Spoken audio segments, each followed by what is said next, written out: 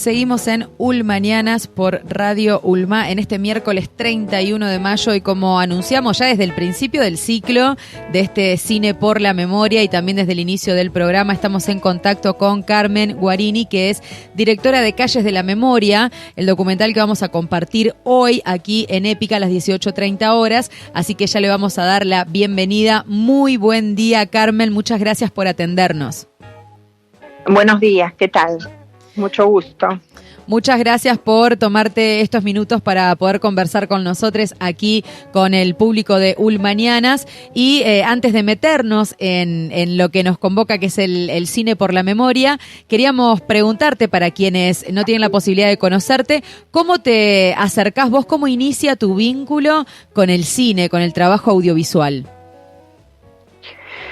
Bueno, en realidad empecé con el cine como cinéfila, ¿no? Uh-huh. Y luego yo hice estudios de antropología y estando en Francia tomé contacto con una formación en cine antropológico, ahí hice un doctorado y cuando regresé a la Argentina tuve la oportunidad ya de comenzar a trabajar más directamente con un director de cine también, con el que armamos un equipo, digamos un colectivo de cine que se llamó Cine Ojo, en fines de los 80, comienzos de los 90, y desde entonces, fui un poco trabajando tanto en lo académico como desde la perspectiva más cinematográfica, siempre dentro del cine de este cine documental o cine de lo real, ¿no? Uh-huh. Así un poco ese fue un poco a modo de síntesis rápida mi recorrido.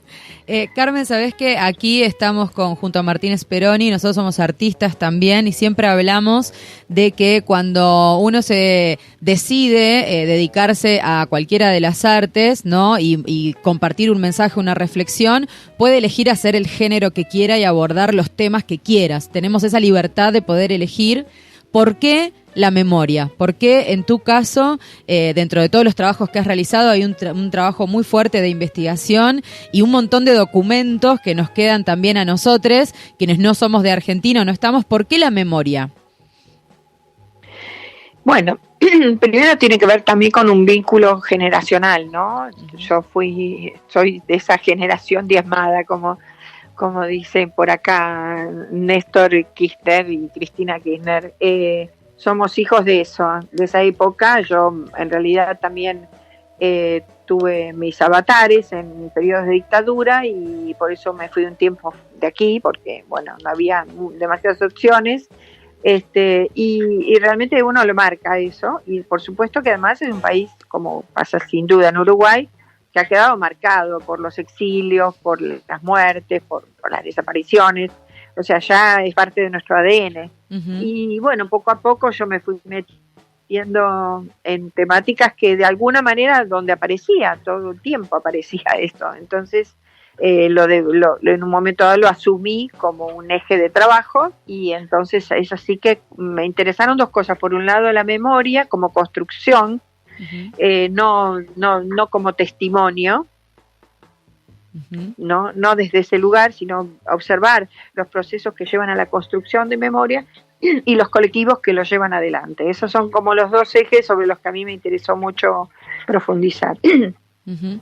Y con respecto a esta experiencia en este tipo de trabajos, en este tipo de investigaciones, hay algo que queríamos saber, cómo ha sido también tu experiencia con respecto a el entorno, lo que hay alrededor, ¿no? Nosotros acá hablamos de que las dictaduras nos atraviesan a todos, ¿no? Y como tú decías, es una marca que todavía está allí y hay todavía miedo y hay todavía silencio y hay todavía impunidad.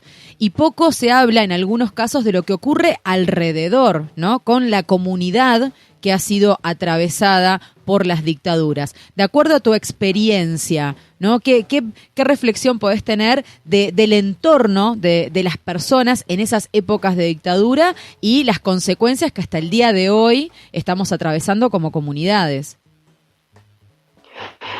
Bueno, las consecuencias son los regímenes actuales económicos y sociales y políticos que estamos sufriendo en nuestros países, acá en América Latina en general, pero en Uruguay y en Argentina también. Entonces, sin duda que todo eso ha establecido digamos, una práctica y, digamos, en la época hay algunas películas que hablan del silencio de ese periodo y del miedo, de estas cosas a las que vos hacías alusión. Pero también yo en mis películas preferí hablar sobre todo de la acción, de qué manera la gente ha tomado en sus manos la necesidad de no contribuir al olvido, como muchos quieren, y de sí optar por, digamos, un trabajo de memoria. Estos trabajos de memoria son los que aparecen reflejados y los que a mí me interesó filmar, y porque creo positivamente que más allá de todo, la resistencia solo se puede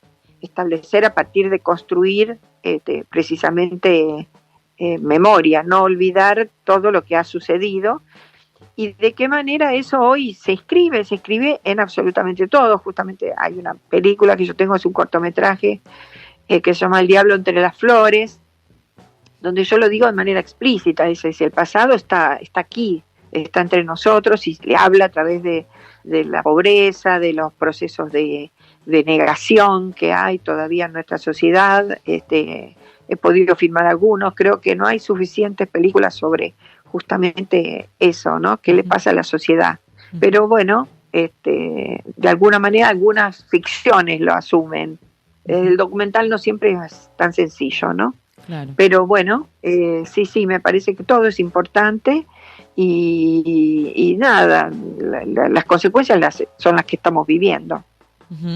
Y eso, digamos, uno se hace la comparación con lo sucedido en el Holocausto, de todas maneras, hace 50 años atrás, de todas maneras, o más, bueno, ya ni sé cuánto, de 45, terminó la guerra, 50, 70 años.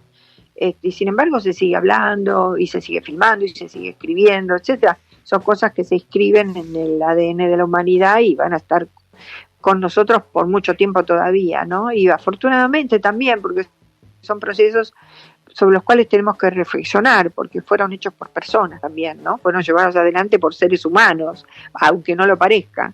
Entonces todas estas cosas es necesario recrearlas, pensarlas, entenderlas, digamos, sí, filmarlas, escribirlas, pintarlas, todo lo que se pueda. Bien, y qué importante también, ¿no? Eso, poder generar esos registros. ¿Y cómo surge entonces, contanos, Carmen, Calles de la Memoria, que cuando empezamos a hablar de este ciclo del cine, nosotros compartíamos de que la acción de las baldosas en la ciudad de Buenos Aires, ¿no? Que es también lo que cuenta el documental, es muy impactante, es muy fuerte. A mí me tocó vivir, Martínez desde Argentina, y me tocó vivir unos años en Argentina, y como extranjera a mí me llamó la atención esa acción que se realizó en las calles de Buenos Aires. ¿Cómo surge documentar esto? Bueno, justamente parte de lo mismo que te pasó a vos. Es decir, a mí un día me empezaron a llamar la atención las baldosas que había por mi barrio y empecé a verlas y dije, ¿y esto de dónde sale? ¿Quién las hace? Porque ¿cómo es? Uh-huh. Entonces, justamente yo tenía que dar un taller de cine para extranjeros y les propuse trabajar este tema. Así que bueno, lo trabajamos de manera conjunta. En principio fueron ellos, empezaron a abordar estos grupos que hacían las baldosas y bueno, y yo poco a poco también después me fui acercando. Una vez que terminó el curso o el taller, yo seguí trabajando un par de años más, ya mucho más cerca de estos grupos, yendo asiduamente y compartiendo con ellos todo lo que significaba el proceso de hacer una baldosa, ¿no? Que es un poco lo que también quiere dar cuenta la película, por un lado del proceso material, que significa plasmar la memoria de una baldosa, y por otro lado el proceso de debate político que conlleva la realización de la baldosa, ¿no? Que no es una cosa porque sí, sino todo lo que hay en torno de las personas que llevan adelante estos hacedores de memoria, que funcionan como tales, ¿no? Como guardianes de la memoria, dicen por allí algunos teóricos. Uh-huh. Y me pareció muy interesante porque además gente de barrio, algunos podían ser ex militantes o de políticos o que tenían familiares desaparecidos, pero otros no. Y bueno, gente obviamente con interés en que en que esos nombres además no se olviden, ¿no? En recuperar cada uno de esos nombres. Estos son procesos que inclusive, no en formato de baldosa, pero sí de placas, existen en Alemania también. En Alemania también se ha hecho algunos tipo de performance o de recordatorios en las puertas de algunas casas de gente que fue llevada de sus casas, en algunas plazas, en fin. No hay en muchos países este tipo de acción, pero bueno, acá aprendió muy rápidamente y a ellos se sumaron varios grupos de barriales, sobre todo, ¿no? Porque finalmente las baldosas son firmadas por esto que llaman barrios por memoria y justicia. Carmen, ¿cómo estás me acá? Sí, continúa, no, por favor. No, que me interesaba ver un poco el proceso interno de estos mini colectivos, digamos que en una especie de red, además era después un colectivo más amplio, pero me parecía muy interesante. A mí me interesan mucho esos procesos minúsculos de cómo funciona justamente esta cuestión de la práctica de la memoria, de en qué se arraiga, en qué gestualidad, en qué palabras, en qué cotidianeidad. Esto es lo que más me interesa, porque creo que eso es lo que le da fuerza a la posibilidad de subsistir del reclamo de memoria y justicia, ¿no? Carmen, bueno, acá Martín te saluda y pensaba un poco, Martín? Bien, muy bien, pensaba un poco en esto de que tú ponías el ejemplo del Holocausto, que de alguna manera está mundialmente reconocido e instalado, ¿no? Que lo que fue el genocidio que fue para el pueblo judío, digamos, y no solo para el pueblo judío. Sin embargo, estos procesos dictatoriales que se dieron a lo largo de Latinoamérica todavía están en lucha por ser reconocidos, ¿no? A nivel general, digamos. Si bien hay un gran grupo y está establecido, ¿no?, lo que fue el terrorismo de Estado y demás, todavía es una lucha constante de parte de estos colectivos, de todos en general, no mantener esa memoria activa y viva, para que no se pierda, y no se cambie en los libros de historia o quede plasmado lo que fue realmente para toda esta América Latina, digamos. ¿Cómo está ahora en Argentina ese discurso que siempre sabemos que las derechas más reaccionarias tratan de voltear? Bueno, lo que pasa es que la Argentina, la verdad que ha sido un modelo a nivel de lo que del tema del movimiento de derechos humanos, ¿no?, de las organizaciones. De hecho, el solo hecho de haber sido juzgados los genocidas realmente marcó un precedente inédito a nivel mundial, incluso porque fue muy tempranamente, muy rápidamente después de terminar la dictadura, que pasaron por un proceso judicial y fueron condenados muchos de ellos, otros no. Y los juicios se continúan todavía hoy, o sea que todo eso es un presente para nosotros, permanente. De hecho, hoy la tapa de uno de los diarios de Argentina saca el caso de la madre del ministro del Interior, que es posible candidato para las próximas elecciones, y que es un hijo de padres desaparecidos. Entonces, digamos, Guado de Pedro, todavía, sí, todavía es un presente, es un presente. Carmen, y también quería preguntarte con respecto a este proyecto, que cómo se inicia esta investigación con los alumnos extranjeros, y justo en este Cine por la Memoria que estuvimos compartiendo uno de los documentales de Chile, en donde había gente de Uruguay, había gente de Argentina y gente de Colombia también, ¿no? Y qué distintos son los relatos que tenemos en cada país, ¿no?, en cada lugar, sí, de lo que ocurre y de lo que ocurrió, por ejemplo, con lo que ocurre con con Centroamérica, ¿no? Y lo que ocurre más al sur. Bueno, ¿qué fue lo que salió, qué reflexiones salieron de ese encuentro de personas de distintos países abordando esta temática, también con la experiencia de información que cada uno trae de su país? Sí. No, fue muy interesante la película. Digamos, como la película no abordaba ese tema, pero eso daba para otra película.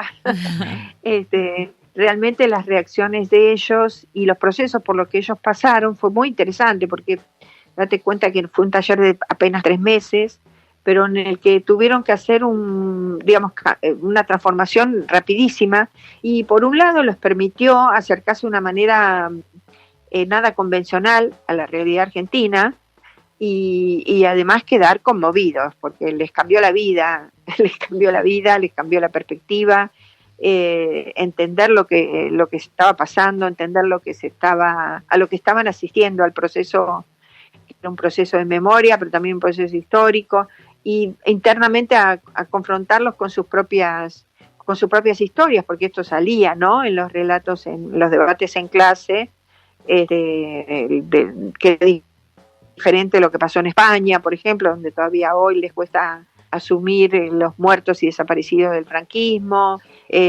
Bueno, en Chile, que con 30 años de dictadura pinochetista realmente les ha quedado, digamos, un proceso muy, muy trunco. Y si bien en Chile hay muchos organismos y hay también, hubo hijos, hay organismos familiares, hay también, ¿cómo se llaman estos? De antropología forense, también hay equipos de antropología forense, pero es un proceso que no ha sido asumido a nivel estatal, a nivel institucional. Entonces eso también hace que la fuerza sea menor del reclamo y de la inscripción también en la memoria social. Uh-huh. Acá tuvimos la suerte que, bueno, de manera incompleta, a veces de manera imperfecta, lo que sea, pero el Estado se hizo cargo.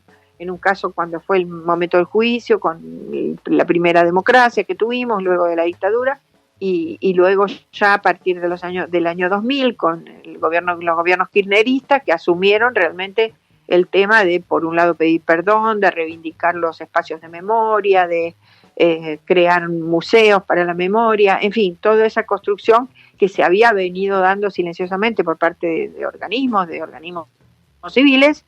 El Estado los asume y dice, esto es política de Estado, y eso produce un cambio tremendo en la sociedad, porque aunque sigan habiendo negacionistas, digamos, no tienen la misma fuerza, ¿no? Es decir, fue un momento también de viraje en la sociedad, que finalmente no pudo sino asumir que realmente eso había pasado. Uh-huh. A un nivel más masivo, por supuesto. Sí, nunca va a ser total, uh-huh, porque negacionistas va a haber siempre. Todavía hay gente que niega el Holocausto, claro. Así que imagínate. Bueno, Carmen, la verdad es que nos encantaría que en algún momento puedas venirte por acá, por Punta del Diablo. No sé si conoces aquí el departamento de Rocha, no. Pero ojalá se nos dé la posibilidad de que me encantaría. Sí, para poder también... Hay una movida muy linda del cine también por acá, y bueno, esto del cine por la memoria también ha generado un encuentro muy lindo entre vecinos de diferentes lugares que vienen a compartir, y que serviría un montón, sería hermoso ese intercambio.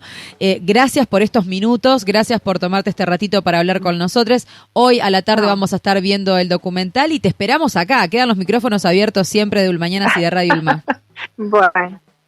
Muchas gracias. Este año también voy a ser jurada de Atlantidoc, pero no viajo. Todo es online ahora. Claro. Así que bueno, sí, muy querido para mí Uruguay. Así que les agradezco mucho y espero que les guste la película y que puedan tener un lindo intercambio con los espectadores.